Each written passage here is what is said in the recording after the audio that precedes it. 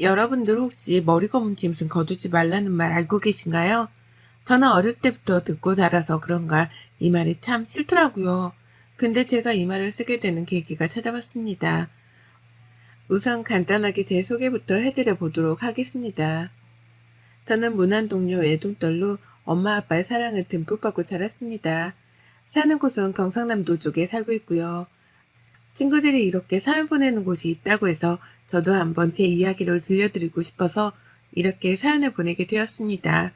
저는 지금 30대 중반으로 가고 있는 평범한 여성입니다. 저에게는 10년 동안 사귄 남자친구가 있는데요.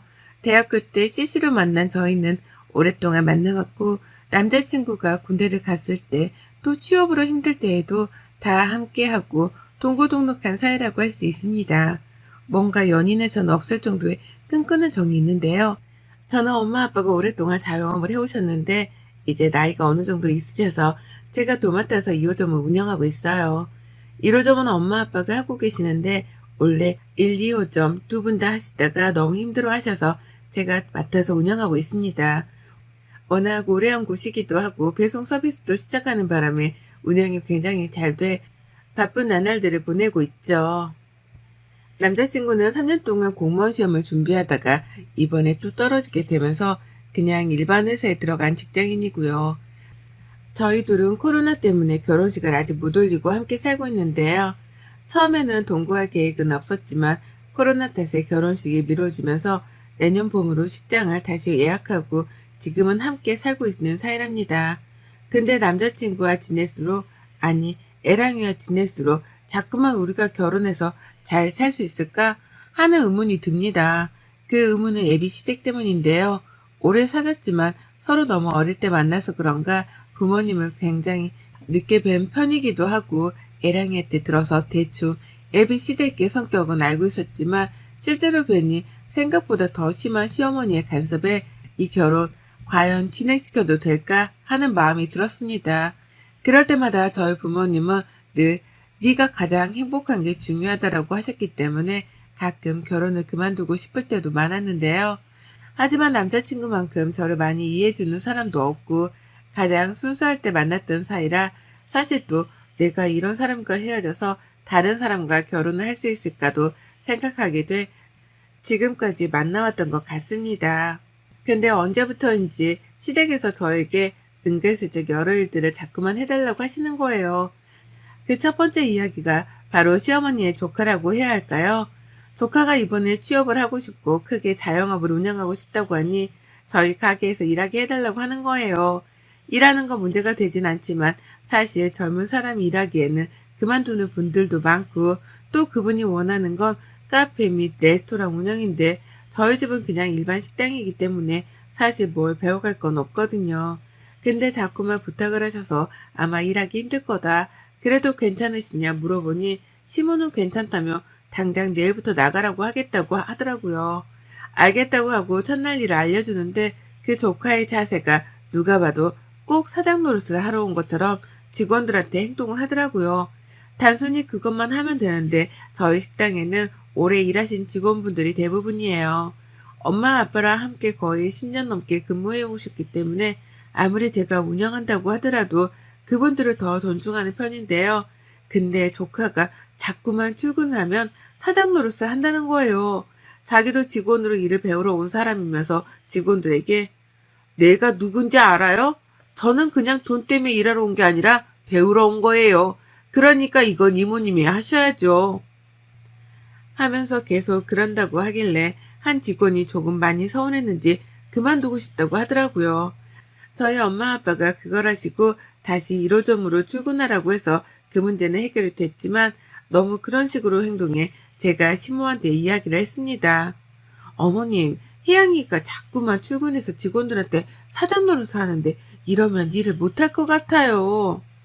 예, 그럼 당연히 그 직원들보다 혜영이가 높잖니. 어머님, 그런 말씀이 어딨어요. 누가 높고 그런 게 없어요. 저희는 그냥 다 같이 일하는 사람들인 거예요.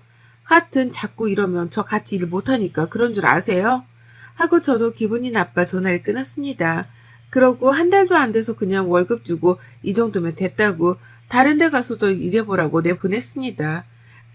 그리고 애랑이한테 시어머니가 이런 부탁 이제 하지 말라고 하라고 단단히 이야기를 해두었는데요. 이게 바로 제가 시댁에서 겪은 정말 어이없는 일이에요. 근데 이것만 들어도 많은 분들이 헉 하시는데 사실 오늘 사연 보내드린 이야기는 바로 그 다음번에 발생한 일인데요. 저희 엄마가 오랫동안 당뇨진을 알아오셨는데 그동안 관리하느라 괜찮으셨거든요. 근데 더 관리가 필요할 것 같다는 병원의 상담으로 인해 1호점을 엄마 아빠가 잠시 쉬고 싶다고 말해 저보고 둘 다 관리해보라고 하더라고요. 처음에는 조금 그랬지만 그래도 엄마가 빨리 낫길 바라는 마음에서 직원도 한두 명 정도 더 고용하고 본격적으로 제가 운영을 시작했죠. 생각보다 어렵지 않아서 더 열심히 했습니다. 근데 성수기철이 되면서 손님들이 급격하게 늘어나면서 혼자 운영 관리가 너무 힘들 것 같은 거예요. 그래서 어떻게 해야 하던 찰나에 시어머니가 이 소식을 또 어디서 들었는지 그럼 자기가 2호점을 한번 운영해 보겠다고 하시더라고요. 처음에는 안 된다. 애랑이한테도 그건 안 된다. 뭐하러 그러냐. 일도 안 해보신 분이라고 했는데 계속 전화로 저를 설득해서 엄마 아빠 거니까 제가 물어보고 말씀드리겠다고 했습니다. 엄마 아빠한테 물어보니 오랫동안도 아니고 잠깐이고 또 가족이니까 더 잘해주지 않겠냐면서 월급은 더 많이 챙겨주라면서 이야기를 먼저 해주셔서 시어머니한테 알겠다고 했습니다. 그 이후 저는 1호점, 시어머니는 2호점에서 근무를 하게 되었는데요. 생각보다 2호점 매출이 많이 올라가고 시어머니가 손님들을 상대로 굉장히 잘하더라고요. 괜히 제가 시자 들어간다고 오해했나 싶기도 하더라고요.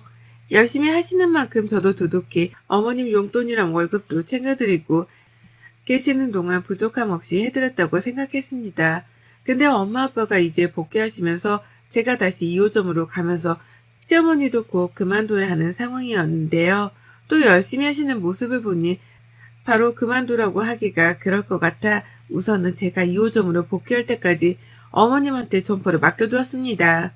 매출도 오르고 하니 저도 어머니께 굉장히 감사하더라고요. 자기 일처럼 또 해주시는 모습에 감사드리기도 하고요. 그리고 엄마 아빠는 한두 달 정도 뒤에 바로 복귀를 하셨고 시어머니에게도 이 소식과 함께 이제 그만 쉬어도 되신다고 제가 왔다 갔다 하겠다고 말씀드렸는데도 불구하고 자꾸만 더 일하고 싶다는 생각을 내비치더라고요. 근데 사실 2호점은 1호점보다 더 작기 때문에 그 공간의 동선 배치가 가장 중요한데요. 그래서 그렇게 많은 직원들까지 필요 없어 어머님께는 이번 달까지만 나와달라 말씀드리고 마무리를 했습니다. 그리고 며칠 후에 갑자기 엄마가 일하시다 쓰러지시는 바람에 정말 놀랐고 다행히도 문제점을 발견해서 당분간은 입원해 있어야 한다고 했는데요. 아빠도 엄마 곁에 있어야 한터라 어머님이 다시 2호점을 맡아주셔야 했고 죄송한 말씀이지만 자초지종을 설명드렸습니다. 그 뒤로 엄마 아빠는 생각보다 퇴원이 늦어지게 되기도 하고 당분간은 좀 쉬시고 싶다고 해서 제가 운영을 본격적으로 하기 시작했습니다. 둘 다 매출도 많이 오르고 어머님도 일이 재밌다고 하시더라고요. 근데 언제부터인가 어머님의 태도가 조금은 달라지기 시작했어요. 제가 전화를 드려도 묵묵부답에 일은 열심히 하는 것 같은데 직원들 이야기 들어보면 꼭 갑질하는 사람 같다면서 그런 얘기가 많더라고요. 근데 사실 시어머니가 될 분한테 이런 걸로 뭐라 하는 것도 사실 굉장히 어려운 일이잖아요. 저도 간섭하기 싫지만 시어머니 행동이 자꾸만 달라지니 더 이상 일을 같이 하면 안 되겠다라는 생각이 들기까지 하더라고요.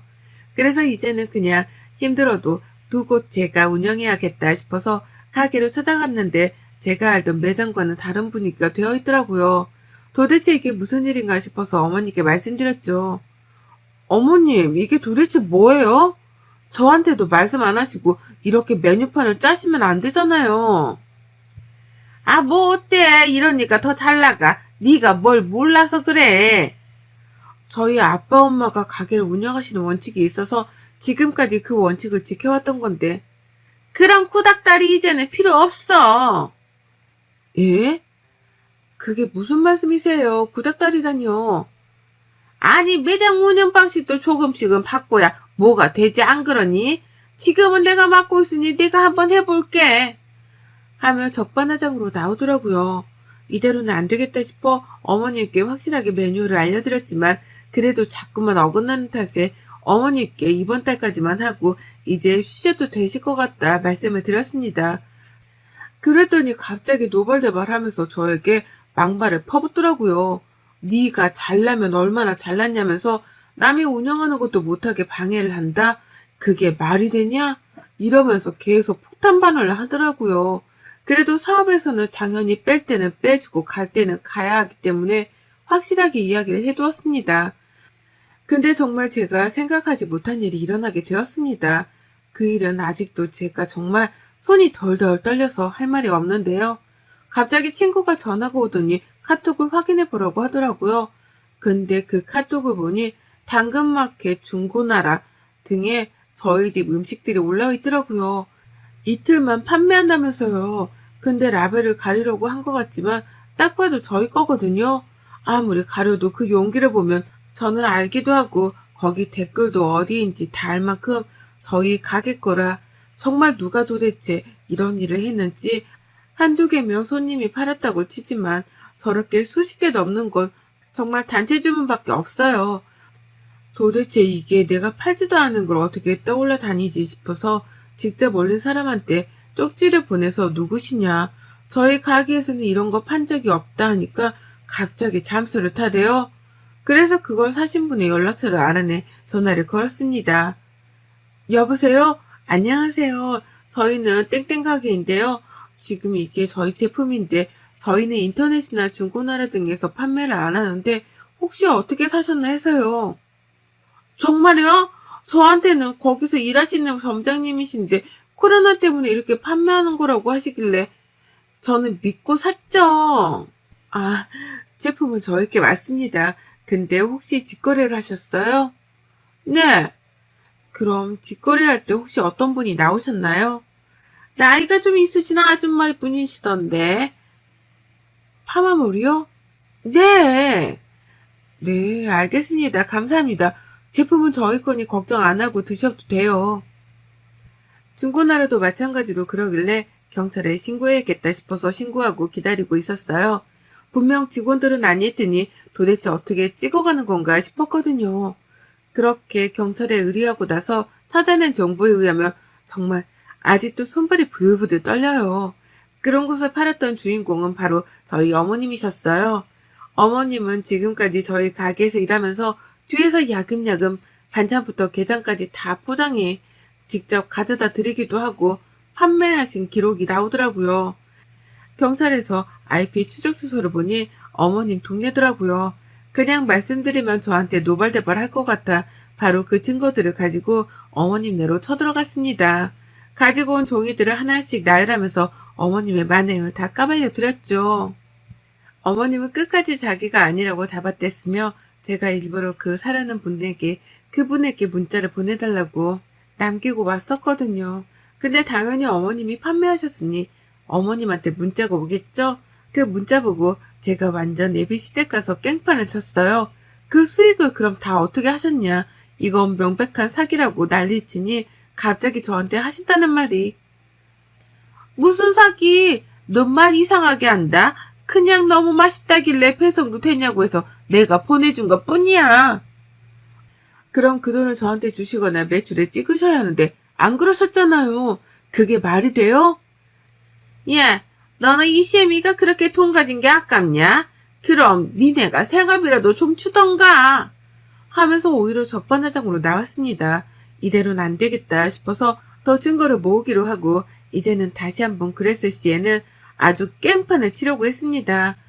또 다른 문제를 일으킨 건 없는지 2호점에 가서 상황을 보았더니 만들어둔 게장을 매일 그렇게 어디로 가져가는지 만들었는데도 많이도 뒤로 빼돌려 놓으셨더라고요. 그걸 보는데 이대로 더 이상은 안 될 것 같아 저희 가게에서 가장 맛있는 새우장을 들고 시댁으로 출동했습니다. 어머님이 문을 열자마자 들어가서 고래고래 소리를 지르면서 새우장을 어머님 쪽으로 다 던져버렸습니다. 제가 더 충격적인 사실을 알게 된 건 바로 그때였는데요. 어머님이 바로 저희 엄마 아빠 가게를 탐내고 계셨더라고요. 그래서 자꾸만 자기가 운영해보겠다고 한 거고 그거를 위해서 준비했다는 거예요. 정말 이 이야기가 소름 아닌가요? 저는 정말 이럴 줄은 꿈에도 상상 못했거든요. 그래서 시댁으로 달려갔더니 새우장을 뒤집어 쓰도록 집안 곳곳에 뿌리고 어머님께도 아예 새우장을 전부 다 뿌려드렸어요. 그뿐만이 아니라 집안 곳곳을 돌아다니면서 냄새가 다 배일 수 있도록 새우장을 뿌리고 어머님 얼굴에도 또 뿌렸어요. 그리고는 한마디 드렸어요. 어머님, 진짜 어머님의 자격도 시어머니의 자격도 아무것도 없는 거 아세요? 저희 엄마 아빠가 일군 가게를 그냥 낼름 하려고 하셨어요? 그게 말이 된다고 생각하세요? 왜요? 지금 바닥에 떨어진 것도 한번 주워서 팔아보세요. 뭐가 말이 안 되는데 내가 거기서 그래도 몇 개월을 일했는데. 일은 안 하고 주방에 피해는 많이 주고 아예 제품들을 다 뒤로 빼돌려서 팔고 이게 사기꾼이 아니고 뭐세요? 뭐 사기꾼? 너 아주 가정교육을 어떻게 받은 거니? 이렇게 뻔뻔하게 나오실 줄 알고 저 벌써 소송할 거 다 준비했으니 준비하세요. 돈 좀 두둑혀. 제가 보기엔 저희 제품 팔아서 돈 많이 버신 것 같은데요. 야! 하길래 저도 같이. 왜? 제가 어머님 그거 판매할 때 얼마 정도 버셨는지 모를 것 같아요. 제가 봐도 정말 200~300개는 팔았더라고요. 그 정도면 대충 가격이 이렇게 나오는데 그 비용이랑 피해보상금까지 받아야 할 것 같아요. 남의 돈 쓴 죄까지 써서요. 너 애가 정말 무서운 애구나. 시애미가 돈 좀 없어서 빌렸다. 그게 그렇게 안 입고 없냐 너는? 안 입고 온 게 아니라 상식적으로 남의 제품을 말도 없이 뒤에서 파는 게 맞다고 생각하세요? 아니 그게 잘못되었는데. 그럼 판매한 금액 전부 다 주세요. 뭐하러? 내가 판 건데. 라며 뻔뻔하게 나오셨고 아무래도 말로는 안 될 것 같아 법으로 해결한다고 했습니다. 그 뒤로 남자친구 애랑이에게 이별을 구했고요. 애랑이는 울며불며 저에게 매달리지만 저는 얼굴조차 보고 싶지가 않더라고요. 또 집 때문에 혼인신고는 벌써 한 상태라 졸지에 이혼녀가 되어야겠지만 도저히 어머님은 용서할 수가 없더라고요. 그 뒤로 소송을 저는 시작했습니다. 어머님과 애비 남편이었죠. 저보고 너무한다 했지만 저는 아랑곳 하지 않고 준비했습니다. 지금까지 저희 물건으로 뒤로 돈 번 것부터 시작해서 저 몰래 저희 엄마 아빠 가게를 탐내었던 것들을 전부 다 소송에 이야기하기로 했고 어머님은 끝까지 인정 안 하시더라고요. 가장 비싼 변호사로 끝까지 밀어붙이니 그때 저보고 독한 년이라고 침을 탁 뱉으시더라고요. 그래서 저도 똑같이 어머님한테 침을 뱉어드렸어요. 아이고 그렇게 하시면 제가 무서울 줄 아셨어요? 천만에 만만이네요. 정말 어머님만 침 뱉고 욕할 줄 아신다고 생각하세요? 너무 바보 같은 생각 아니에요? 눈에는 눈, 이에는 이 하는 것처럼 정말 끝까지 밀어붙이니 어머님이 이제서야 저희 집으로 찾아와 싹싹 비네요. 그래서 제가 한마디 해줬죠. 왜요? 눈에 뵈는 게 없어서 저한테 난리치더니 돈 더 많이 낼까봐 이제 와서 합의요?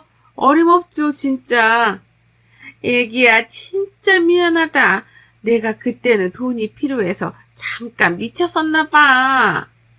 그럼 계속 미친 채로 사세요. 저는 멈출 생각 없으니까요. 아, 멈추는 걸 원하시면 꿀꿀 싹싹 비세요. 그럼 한번 생각 정도는 생각이라도 해보죠. 너 이렇게 독한 애였니? 어머님, 제가 독한 사람이면 어머님은 악마예요. 합의금 얘기하자 자기가 지금까지 챙긴 수익금도 다 주겠다고 해서 제가 원하는 만큼 비용을 받았습니다. 그 뒤로 저희 집에 있던 애랑이 짐은 전부 다 한 트럭에서 보내고 합의이혼하고 다시 저의 일상으로 돌아왔습니다. 그리고 애비신랑과 시어머니가 될 뻔한 분은 어떻게 된지 아세요? 지금 집이 경매로 넘어간 상황이라고 합니다. 알고 봤더니 어머님이 주식에 미쳐 돈을 다 끌어다 썼는데 이번에는 대출도 여러 군데서 받아서 그 주식에 다 투자했다고 해요. 그래서 그렇게 돈이 필요한 거였고 뒷거래로 저희 제품들도 가져다 판 거죠. 정말 생각하기도 싫었던 한 해인 만큼 제가 원하는 합의금 받고 이제 발 뻗고 자려고 합니다. 이래서 머리큰 짐승은 거두는 게 힘들다더니 바로 이런 말이 아닐까 싶습니다. 그렇게 저는 다시 솔로가 되었고 엄마 아빠는 한참을 위로하시다가 저보고 이제 행복만을 위해서 살라고 말씀해 주시네요. 이렇게 처음 믿고 사랑했던 사람과 쓸쓸하게 이별을 맞이했지만 이 또한 경험으로 생각하고 앞으로 정말 좋은 남자 시댁을 만날 수 있지 않을까 싶습니다. 이렇게 저의 긴 글을 읽어주신 모든 분들께 참 감사하다는 말씀을 드리고 싶습니다. 오늘은 저의 이야기가 많은 분들에게 공감했으면 좋겠어서 이렇게 보냈는데요. 맥주 마시면서 쓰니까 다시 기억이 떠올라 힘들었네요. 늘 행복한 기억만 가득하세요. 여러분의 생각은 댓글로 남겨주세요. 오늘도 시청해 주셔서 정말 감사합니다. 안녕하세요. 저는 올해 34살의 여자입니다. 친구들과의 뒷담화를 하다가 여기 채널을 소개받아서 욕이라도 신랄하게 한번 더 해보고자 하는 마음으로 사연을 보내요. 잘 부탁드립니다. 저는 2년 전에 결혼을 했고 지금은 아이가 없는지라 여전히 신혼이라고 말을 하고 다닙니다. 남편은 저랑 동갑내기 있고 고등학교 동창이에요. 그때 만나서 꾸준히 사귀었던 것은 아니고 20살 초반에 잠깐 연락하고 지내다 사귄 적이 있었는데 남편이 군대를 가게 되면서 잘 못 본다는 이유로 그냥 헤어지게 되었었고 그 후로 한참 또 연락이 뜸하다가 30 지나고 우연히 친구들과의 동창회 자리에서 남편을 제외했습니다. 남편 성격 자체가 늘 저한테 끌려다니던 스타일이었는데 30이 넘어서 본 남편의 모습은 참 의젓하고 또 남자답더라고요. 다부지고 자기 할 말 똑 부러지게 하고 게다가 잘 나가는 판교 직장인으로 살고 있던 남편의 모습은 제가 알던 그 고삐리의 남자친구가 더 이상 아니었죠. 저의 호감을 느꼈던 건지 남편도 저를 보자마자 그냥 제가 너무 궁금했었는데 얼굴 봐서 기분 좋다며 앞으로라도 연락을 자주 하면서 지내고 싶다며 제 번호를 따갔어요. 저는 시각 디자인을 전공했고 20대에 잠깐 대기업에서 디자이너로 근무를 3년 했다가 그 당시에는 일을 그만두고 혼자 나와서 프리랜서로 일을 하고 있었거든요. 제가 혼자 1인 사무실을 차려서 일하고 있는 게 남편 눈에는 굉장히 신선하고 또 도전적으로 보였었나 봐요. 제가 하는 일을 물어보며 사업은 잘 되는지 어떻게 사업을 할 생각을 다 했다며 용기가 대단하다나 뭘 하나. 저는 그냥 마음 끌리는 대로 살면서 내심 불안한 마음과 위축되는 마음이 컸었는데 남편이 그렇게 저를 떠받들어주고 대단하다고 칭찬해주니 참 고맙고 기분이 좋았습니다. 그렇게 다시금 좋은 감정을 가지고 만난 남편과는 연애로 2년 가까이 오래도록 처음으로 진득히 연애를 해봤고 이제는 그냥 와이프 해도 된다는 남편의 말에 저도 이 사람을 더 믿고 의지하며 살고 싶다 생각하며 결혼을 감행했어요. 주변에 결혼한 친구가 딱 한 명밖에 없었던 저로선 굉장히 큰 용기와 도전이 필요한 것이었는데 남편을 생각하면 불안하고 긴장되는 마음까지도 모조리 녹여버리는 것 같았죠. 그런데 남편이 마냥 좋다고 결혼이 좋은 건 아니잖아요. 아, 제 인생만큼은 어릴 적 엄마가 고모들한테 시집살이를 당했던 것처럼 시댁 식구들의 갑질이라든지 아니 뭐 하나 기분 거슬리게 하면서 부려먹는 것이라든지 그런 짓들이 결코 없었으면 하고 바랬었는데 모든 세상에 시자 들어가는 사람들은 다 똑같은 건지 저희 집 시댁도 예외가 없더라고요. 저희는 오히려 저와 2살 차이 나는 형님이 너무 문제였습니다. 형님은 처음부터 저와 삐그덕거리는 사이는 아니었어요. 저희 연애할 적에는 여러 번 밥도 사주셨고 결혼 초에는 신혼집에 집들이 선물이라면서 지금도 집안에서 아주 환하게 밝히고 있는 주방 조명을 비싼 걸로 사다 주기도 하셨던 분이었어요. 얼마 나이 차 안 나는 형님과 지낼 수 있는 게 너무 좋았어서 저도 관계에 있어 흐트러짐 없이 최대한 그리고 최소한의 도리를 다 들먹이며 형님 그리고 시부모님께 잘하려 했습니다.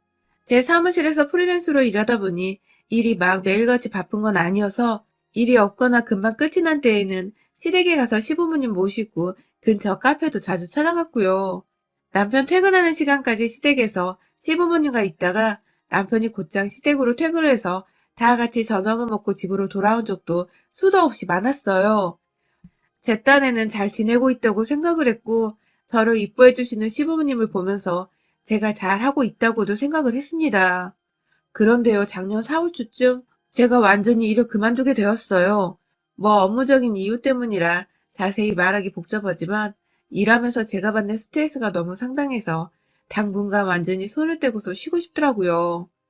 그렇게 아무것도 하지 않고 집에서 열심히 살림하고 남편 내조하면서 산지 이제 1년이 다 되어가는데, 아휴, 이건 뭐, 일할 때나 안 할 때나 별 차이가 없더라고요. 제 스트레스 지수가 말입니다. 형님이 그 사이 이직을 한 번 하셨어요. 제가 더 자세히 알지는 못하지만, 전에 다니던 회사에서 잘 다니시는 줄 알았는데, 코로나가 터지기도 전에 먼저 잘렸다고 하시더라고요. 그리고 나서는 한동안 재취업을 하고자 이직 준비를 하셨지만, 내내 못하고 있다가, 제가 일을 그만둘 때쯤 이직에 성공하셨다고 해요.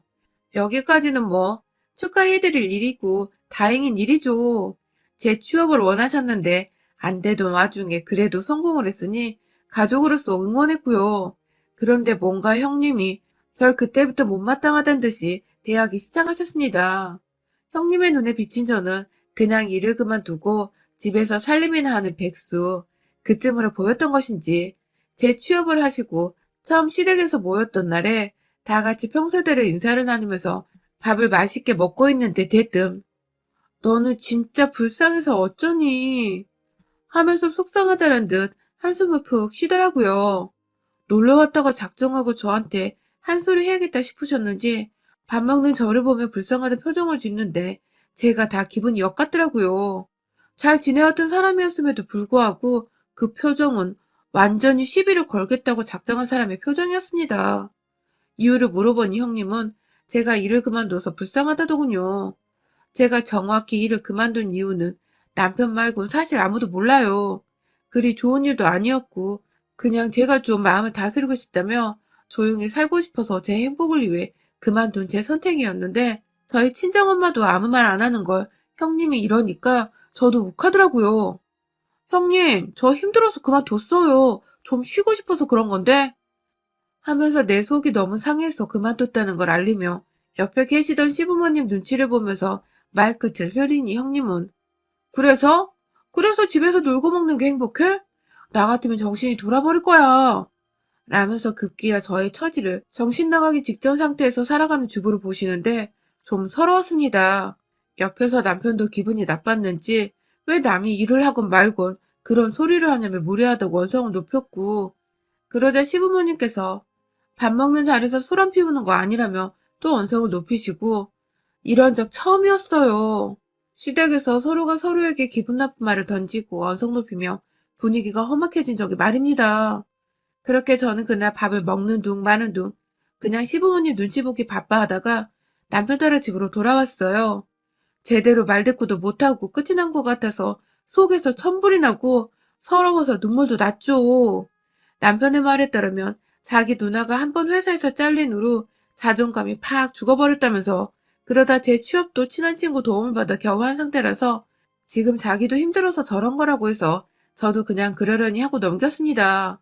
가끔 우리도 친형제나 부모님께 화풀이를 하는 경우가 있잖아요. 우리 형님도 그냥 기분이 너무 안 좋아서 어린 저한테 화풀이를 하신 거라고 생각을 했어요. 그렇게 대수롭지 않게 넘기고서 쭉 못 보고 지내다가 추석이 되어 저희는 시댁에 갔었습니다. 같은 서울 안에 살고 있던 터라 코로나가 심했어도 완전히 모른 척 할 수 없었고 그냥 들려서 밥만 먹고 오는 일정으로 찾아뵈었어요. 오랜만에 봐서 반가운 마음에 저도 친정에서 받은 선물들 챙겨서 시댁에 갔고 가보니 형님도 계시길래 저는 아무렇지 않게 형님 저 왔어요 하며 말을 걸었는데 형님은 찬바람 쌩쌩 부시더군요. 저번 일로 여전히 꿍해 계셨던 것입니다. 저번 일이라고 하면 형님이 먼저 저한테 정신이 돌아버릴 거란 말을 했고 옆에서 제 남편이 절 거들다가 남매들끼리 둘이서 싸움이 붙은 건데 자기 동생한테는 반갑다고 화나게 오는 분이 저한테는 정말 말 한마디 안 하시더라고요. 정말 시댁에서 가시방석이 따로 없었습니다. 애꿎은 제가 원망의 대상이 되어버린 건지 형님은 계속해서 의도적으로 저와 눈을 마주치거나 대화를 나누는 걸 피하셨고 급기야 저한테 꺼낸 첫마디가 또, 또 자신과 저를 비교하는 말이었습니다. 제가 여전히 주부로 지내고 있다고 집에서 살림하고 요즘엔 요리를 배우고 있다고 시부모님과 자연스럽게 대화를 나누고 있었는데 형님은 뭐가 그리 언짢으셨는지 옆에서 뜬금없이 이야 네 주제에 남편 돈 쓰고 사니까 팔자 폈네 라고 하시더군요. 순간 남편이 얼굴을 찡그리며 말 좀 곱게 하라고 했는데 신우이나 아랑곳하지 않고 나는 진짜 하루가 어떻게 흘러가는지 모르겠어. 일하고 오면 피곤은 한데 꽤나 보람차고 또 내가 사회의 일원이 된 것도 같고 그렇더라고. 라며 본인 사회생활이 어떻게 흘러가는지를 누가 물어보지도 않았는데 대충 저런 식으로 설명을 하더니 이내 그 끝에 근데 난 TV를 봐도 인터넷에서 글을 쳐봐도 집에서 아무것도 안 하고 살림하는 것들이 하는 말은 도저히 듣고 싶지가 않아. 라더군요. 할 일 없는 것들이 집에서 하는 일을 왜 궁금해야 하며 또 말 그대로 백수들인데 백수들이 집에서 놀고 먹고 하는 짓들은 정말 사회의 악이라며 심해도 아닌데 돈 못 벌고 사는 걸 쪽팔려 할 줄 모른다고 막 속사포처럼 말을 늘어놓는데 아 진짜 제가 서러워서 눈물이 왈칵 쏟아져 버렸어요. 그날 남편은 누나랑 싸운다고 난리가 나고 시부모님은 또 중간에서 말린다고 난리. 저는 저대로 이 꼴 보기 싫다며 집을 뛰쳐나와 버렸고 그 바람에 남편도 저를 따라 나오면서 상황을 이탈하게 되었어요. 왜 한마디도 그 자리에서 못하고 그냥 울며 뛰쳐나왔는지. 시부모님이 나를 얼마나 머저리로 생각을 하셨을지 이 생각만 하면 정말 울분이 터지고 막 화나서 미쳐버리겠는데 이미 시댁은 나왔고 다시는 형님 얼굴을 보고 싶지 않더군요. 그렇게 또 저희는 거의 몇 개월가량을 시댁 근처도 형님 목소리 한 번도 듣지를 않은 채 둘이서만 잠자코 살았습니다. 그러다가 다시 올 초에 저희 가족들이 모두 만나게 될 일이 있었어요. 바로 다름이 아니라 형님께서 그 사이에 결혼할 사람이 생겼다고 집에 인사를 드리러 오게 했더라고요. 처음 애비 신랑을 데려왔을 때에는 저희가 참석하지 못했었지만 이번엔 우리가 다 가족인데 인사는 한번 하라면서 시어머니께서 저희를 부르시는 바람에 저희도 길게 싸움을 끌고 싶지 않아 좋은 마음으로 시댁에 찾아가기로 했습니다. 어찌되었든 형님 기분 좋으실 때 옆에 쌓였던 거라도 좀 풀면서 이제라도 다시 잘 지내보고 싶었던 저의 마음이 그만큼 컸던 것 같습니다. 그런데 우리 형님은 참 역시나더군요.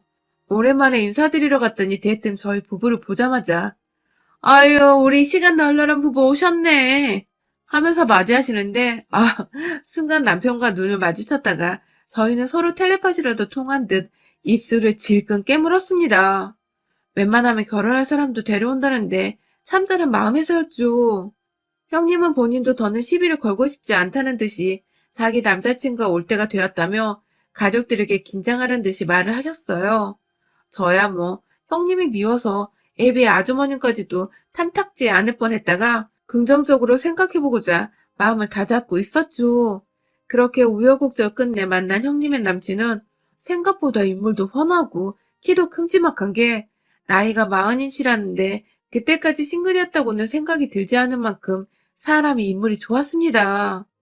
형님도 제가 자기 남친한테 껌뻑했다 느끼셨는지 뿌듯해 하셔가지고는 입이 귀까지 걸리셨고요. 그렇게 밥을 먹고 며느리인 제가 나서서 설거지를 다 끝내고는 시어머니와 함께 과일을 준비해서 거실로 들고 갔어요.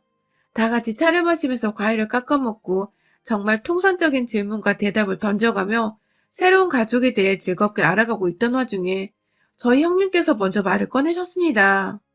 남친분과 얘기를 나누다가 제가 디자인을 전공했고 잠시 프리랜서로 일을 했다는 것을 들은 그분이 자신도 언젠가 독립을 하고 싶다고 혼자 일을 주체적으로 하고 싶은데 아직은 회사에 붙어 있는 입장이라며 나중에 퇴사를 하게 되면 꼭 조언을 구하고 싶다고 저한테 인사말이라도 참 따스히 해주시더라고요. 그래서 저도 당연히 제가 뭐라고 조언을 구하시냐며 최대한 열심히 도와드리겠다고 또 인사말을 건넸고요. 그냥 사람 간에 좋은 말이 오고 가는 참 훈훈한 상황이었어요. 그런데 형님께서 가만히 대답하는 저를 째려보시더니 이내 하신다는 말씀이 오빠도 참 집에서 살림하는 여자가 퍽도 잘하겠다 하면서 제 얼굴이 다 민망해질 정도의 말을 하신 겁니다. 제가 집에서 살림만 하고 있고 그중에 일이라고는 설거지, 요리, 빨래 세 가지가 전부인 애한테 뭘 조언을 구하냐면서 오빠도 생각보다 능력 있는 직장인은 아닌가 보다 하면서 그게 또 웃기다고 시부모님 얼굴 한 번씩 쓱 쳐다보며 웃는데 그중에 웃는 이가 아무도 없었어요. 시어머니는 평생 주부로 사시며 형님 위에 설거지, 요리, 빨래 그 세 가지를 하며 사신 분이셨고 이제 보니 형님 남친네 어머니께서도 평생도록 주부로 사셨던 분이셨더라고요. 요즘 세상에 주부라고 지갑을 후려치는 사람이 있냐며 옆에서 지그시 참고 있던 저희 남편이 또 화를 주체 못하고 슬쩍 신경질을 부리며 형님께 뭐라 하니 형님은 또 그 말이 꼭지가 도셨는지 저번처럼 화는 못 내시고 옆에서 남친 눈치를 보며 야, 일하는 여자들이 얼마나 쇠가 빠지게 일하는 줄 알아? 난 결혼하고도 이렇게 일은 꾸준히 할 거야. 다달이 몇백도 못 벌어오는 주부 주제에 일하는 나랑 비교하는 건 아니지. 하면서 직업을 후려치지 말라는 남편의 말에 일하는 여자들을 욕보이지 말라는 말 뒤에 헛소리를 짓거리더니 급기야.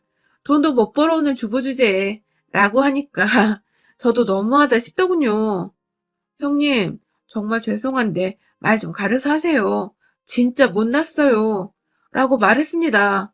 너무 못나고 사람이 진짜 찌질해 보이고 얼마나 자존감, 자존심 내세울 게 없으면 직장 다니는 걸로 다른 사람도 아닌 주부를 이유도 없이 저를 까내리실까 싶어서 제가 너무 딱해서 못 봐주겠다며 혀를 찌찌거렸습니다. 형님, 어머님도 평생을 주부로 사신 분이세요. 장녀라는 사람이 말도 가릴 줄 모르고 정말 못 봐주겠어요. 라고 하니 형님은 옆에 남친이 있고 업고를 떠나 이제 너무 빠기쳐서 이미지 관리를 못하겠었는지 순간 찻잔을 확 탁자 위에 내려놓는 바람에 그 위로 잔에서 넘친 찬물이 주르륵 떨어져 내렸습니다. 그 모습에 시부모님은 또 싸우려고 하냐고 말리려 하고 남편은 제발 그만 좀 시비 걸어 누나 하면서 소리 지르는 그때 형님이 자리에 일어나 과일 든 접시를 던지기라도 하는 듯 그릇을 집어 올리는데 뒤에서 누군가 형님의 뒤통수를 테이블 위로 확 내리꽂았습니다. 바로 저희 시어머니셨습니다. 그간 단 한 번도 자식들 싸움에 손을 쓰지 않으셨던 분이셨는데 아무리 자식이라지만 본인도 평생 주부로 살았던 것을 생각하면 울컥하고 열이 받으셨는지 형님의 머리를 친다는 게 그만 너무 세게 쳐버린 바람에 테이블 위로 완전히 내리꽂아버리신 겁니다. 순간 정적이 흘렀고 형님은 찬물을 흘려진 테이블 위에서 머리를 떼어내 올리며 뚝뚝 얼굴 위로 떨어지는 찬물을 팔로 닦아냈어요. 그리고는 시어머니를 쓱 쳐다보는데 시어머니가 그 딸내미 뺨을 그냥 한 대 철썩 하고 때려버리셨어요. 자식 키워봤자 아무 소용없다더니 딱 널 보고 하는 소리네. 라면서 소리를 지르며 하소연을 하시더니 허구한 날 집에서 내 아들 며느리랑 문제 일으키고 이젠 하다하다 네 엄마까지 욕볼 재량이면 그냥 집 나가.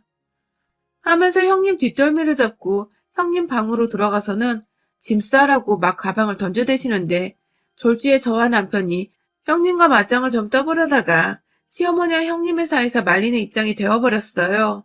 시어머니는 가방끈 하나 붙잡고서 백 부분으로 형님을 아주 후려치시다가 급기야 밖에서 멀뚱멀뚱 상황 파악 중인 형님 남친께 이 지랄을 떨어도 결혼을 할 거면 하고 말 거면 가! 라고 하니 형님 남친은 정말 주랭랑이라도 치듯이 뭐에 쫓기듯 캥거루 마냥 초싹대며 옷을 챙겨 입고 집을 나가버렸어요. 나가는 남친 이름 부르다가 결국 현관문 열고 사라져버린 그 뒷모습에 서름이 북받쳤는지 엄마! 하면서 대성통곡을 하며 방바닥에 들어 누웠는데 참 내일 모레 마흔인 여자가 할 짓은 정말 아니더라고요. 입도 그렇고 행동도 그렇고 뭐 하나 교양이거나 생각에서 보이지 않는 것들만 골라야 되는 형님을 보니 아휴 참 처량하고 불쌍하고 딱하더라고요. 시어머님은 이제 저희 보고 집에 안 와도 된다면서 자기들이 형님 빼놓고 저희 집에 가던지 할 테니 부르기 전엔 다시 집에 오지 말라고 보로령을 내리며 저희에게 집으로 돌아가도 된다고 선포를 내리셨고 저는 짐 싸서 나가려다가 문득 방 안에서 울다가 저와 눈이 마주친 형님을 향해서 기쁨과 환희가 가득 담긴 미소를 귀까지 끌어올려 한박 웃음을 지어주곤 형님 오래오래 회사 다니세요? 전 집에서 설거지 요리 빨래하며 남편이 벌어다주는 돈으로 좀 쉬고 있을게요. 라고 말을 전하고는 황급히 집을 나왔답니다. 우리 형님은 그 소리 듣자마자 열받아 죽겠다는 듯 더 울기 시작했는데 저는 현관 앞까지 웃음소리를 끊이지 않고 내다가 문을 퍽 하고 닫고 나왔어요. 그날 우리 강단이는 시어머니는 딸내미 꼴 보기 싫다면서 진짜로 집에서 완전히 내쫓아버린 바람에 형님이 엉겹결에 저희 집에 한 번 와서 재워달라 했다가 저한테서 면전에 쫓겨나셨고요. 남친과는 그날 계기로 완전히 쫑이 나버려서 갈 곳이 없다며 호텔에 쭉 들어가 있다가 자취방을 월세를 구해 올 2월이 되자마자 이사를 들어갔다더군요. 졸지에 지 스스로 일하고 설거지하고 요리하고 빨래하면서 먹고 사는 짓거리들을 해야 하는 처지가 되어버린 형님. 어머님은 속이 많이 상하신가 동시에 그년이 지 손으로 밥하고 빨래하고 뭔 짓거리를 해봐야 집에서 살림하는 게 힘들고 귀찮아 죽겠다는 걸 안다면서 그래야 말을 또 지랄맞게 안 한다면서 단단히 벼르셨고 저는 그런 대장부 어머님을 열렬히 응원했습니다. 부디 어머님의 뜻대로 형님이 제발 독립생활하면서 그 지랄맞은 주둥이는 좀 담을 수 있게 되었으면 좋겠네요.